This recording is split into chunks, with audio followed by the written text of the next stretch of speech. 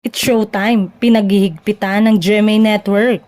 Maraming netizen ang nakapansin ng paiba-ibang segment ng It's Showtime ngayon.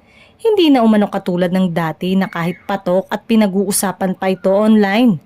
Ang chika ay mas mahigpit na nga ang GMA Network sa mga portions ng Showtime at tanging rating game ang tinitignan nito kung dapat bang tumagal ito kahit na isang linggo pa lang.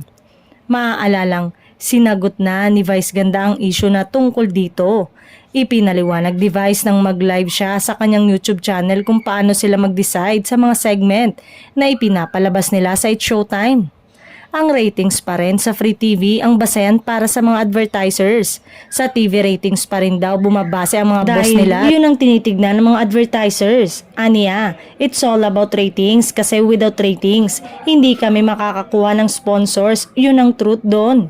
Bukod pa ba sa mga iba't ibang segment ng show ay kapansin-pansin din ang mas pinaiksi na kulitan ng mga host na minsan pa nga ay umaabot ito noon ng overtime ngunit dahilan kung bakit mas tumataas ang ratings nito noon. Ayon sa source, eto daw ang bagong basihan ng GMA Network. Go kung gusto nyo at dapat kagati ng mga tao sa national TV. At doon bumabase kung mas pahabain pa ang pacing nito.